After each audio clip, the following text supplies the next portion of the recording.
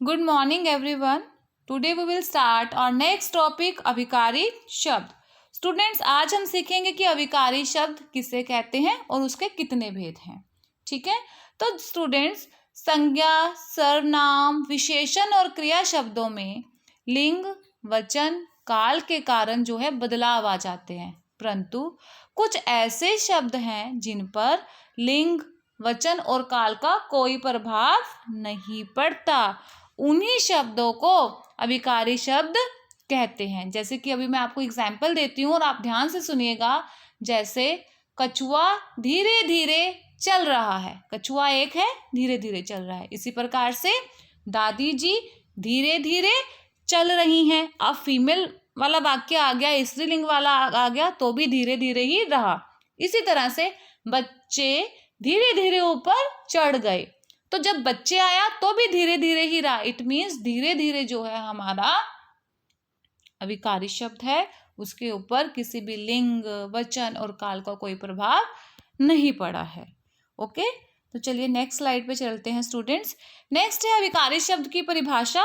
परिभाषा बताने से पहले मैं आपको ये बताना चाहूंगी कि अभिकारी शब्द को हम अव्यय भी कहते हैं. ठीक है, वे शब्द जिनके रूप में लिंग, वचन, काल, कारक के अनुसार कोई परिवर्तन नहीं होता अभिकारी शब्द कहलाते हैं. अभिकारी शब्द कितने प्रकार के होते हैं? अभिकारी शब्द 4 प्रकार के होते हैं. क्रिया विशेषण, समुच्चय बोधक, संबंध बोधक और विस्मय बोधक. क्लियर?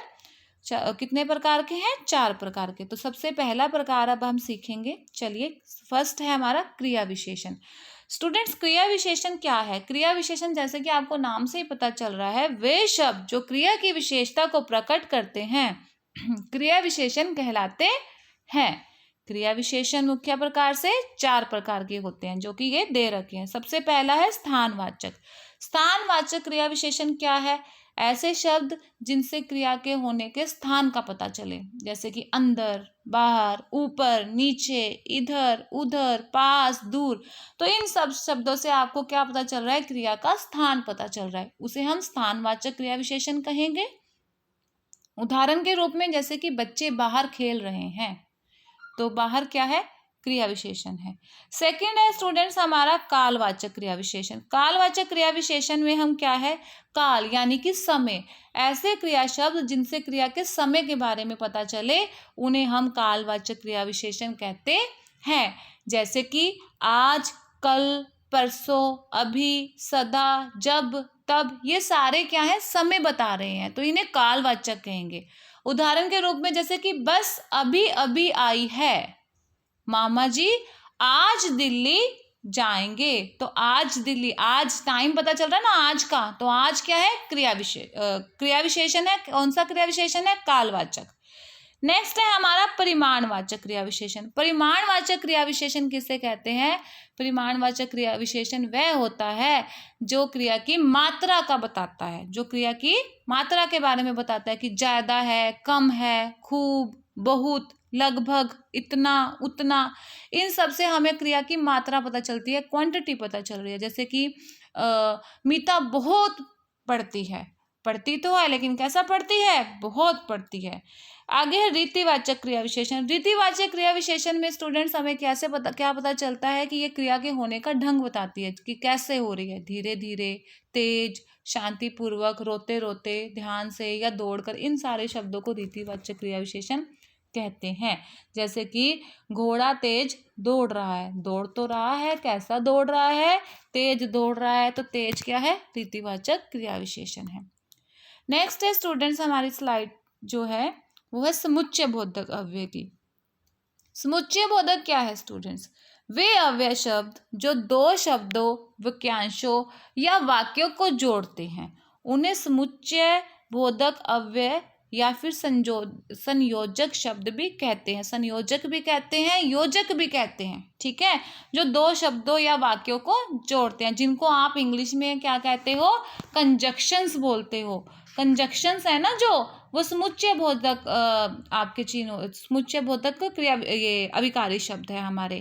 तो कंजक्शंस जैसे कि joining words are called conjunction. जो ज्वाइनिंग वर्ड्स है, 2 वर्ड्स को, 2 वाक्यों को, सेंटेंसेस को ज्वाइन कर रहा है. ठीक है, तो वो क्या है? समुच्चय बोधक है। जैसे कि महक और चांदनी झूला झूल रही है। महक और, दो शब्द जुड़ गए, और आ गया, तो और क्या है, समुच्चय बोधक। इसी तरह से वरुण पिताजी के साथ शतरंज खेला लेकिन जीत ना सका। ठीक है, तो दो शब्द वाक्यों को इसमें जोड़ दिया गया लेकिन से। इसी तरह से कुछ और एग्जाम्पल्स मैं आपको बताती हूँ, जैसे कि और, तथा, लेकिन, किंतु, परंतु, या, अथवा, अन्यथा, ये सारे जो शब्द हैं बेटा, ये समुच्चय बोधक के ही शब्द हैं। इन शब्दों से हम दो शब्दों को जोड़ सकते हैं। जैसे कि आपके सामने भी इस प्रेजेंटेशन में भी एग्जाम्पल है, राम और मोहन विद्यालय गए, गीता और सीता खाना खा रही हैं। क्लियर? आई होप कि समुच्चय बोधक आपको क्लियर हो गया है। अब हम नेक्स्ट स्लाइड पे चलते हैं। नेक्स्ट है हमारा संबंध बोधक। संबंध बोधक को इंग्लिश में हम प्रेपोजिशंस कहते हैं। संबंध बोधक क्या होता है? जो शब्द संज्ञा या सर्वनाम शब्दों के साथ आकर उनका संबंध वाक्यों के अन्य शब्दों के साथ प्रकट करते हैं, उन्हें संबंध बोधक कहते हैं। आई रिपीट, जो शब्द संज्ञा और सर्वनाम शब्दों के साथ आके उनका संबंध वाक्य के अन्य शब्दों के साथ प्रकट करें, उन्हें संबंध बोधक कहते हैं। जैसे कि पर्वत के पीछे सूर्य छिप रहा है। पर्वत भी संज्ञा है, सूर्य भी संज्ञा है, और रहा है, छिप रहा है, क्या है, क्रिया है। तो कहाँ छिप रहा है? के पीछे। तो के पीछे क्या है? संज्ञा शब्दों का संबंध वाक्य के अन्य शब्दों के साथ है। ठीक है, तो इसकी आपको पहचान कैसे होगी? जैसे के ऊपर, के बाहर, के अंदर, के पीछे, के साथ। जिन शब्दों के साथ मोस्टली के लगा होता है ना, वो हमारे संबंध बोधक होते हैं। अब एक आखिरी है हमारा, लास्ट है इसका स्लाइड, वो है विस्मय बोधक की परिभाषा। विस्मय बोधक क्या है? जिसे आप इंग्लिश में क्या बोलते हो? इंटरजेक्शंस बोलते हो बेटा। जिन वाक्यों में आश्चर्य, हर्ष, शोक, घृणा आदि का भाव व्यक्त हो, उन्हें विस्मय बोधक वाक्य कहते हैं। इन वाक्यों में सामान्यतः जो है विस्मय बोधक चिन्ह यानी कि ऐसे वाला चिन्ह होता है, इनका यूज किया जाता है। जो शब्द लेखक जो है हर्ष, शोक, नफरत, ग्लानि आदि भावों को, मतलब आपके एक्सप्रेशंस को, आपकी फीलिंग्स को शो करता है, उसको। तो बच्चे, जिन वाक्यों से हमें आश्चर्य, शोक, घृणा यानी कि आपकी फीलिंग और एक्सप्रेशन का पता चलता है, उन्हें विस्मय बोधक कहते हैं। जैसे कि अरे पीछे हो जाओ, गिर जाओगे। हाय वह भी मर गया। हाय अब मैं क्या करूं। अरे तुम कब आ गए? तो बड़े हैरानी से पूछा, अरे तुम कब आ गए? वाह तुमने तो कमाल कर दिया। तो ऐसे मोस्टली जो ऐसे शब्द होते हैं ना, अरे, हाय, वाह, शाबाश, ऐसे वाले शब्द जो हैं वो विस्मय बोधक होते हैं, और इनके साथ जो है मोस्टली ऐसे वाला एक सिंबल हम यूज़ करते हैं। ठीक है स्टूडेंट्स, आई होप कि आप सबको क्लियर हो गया कि जो हमारे अभिकारी शब्द हैं उनके ऊपर किसी भी चीज़ का प्रभाव नहीं पड़ता, चाहे लिंग है, कारक है, वचन है, उनका कोई प्रभाव नहीं पड़ेगा। और ये 4 तरह के हैं, और चारों प्रकार मैंने आपको वीडियो में अच्छे से समझाए हैं। क्रिया विशेषण, समुच्चय बोधक, संबंध बोधक और विस्मय बोधक।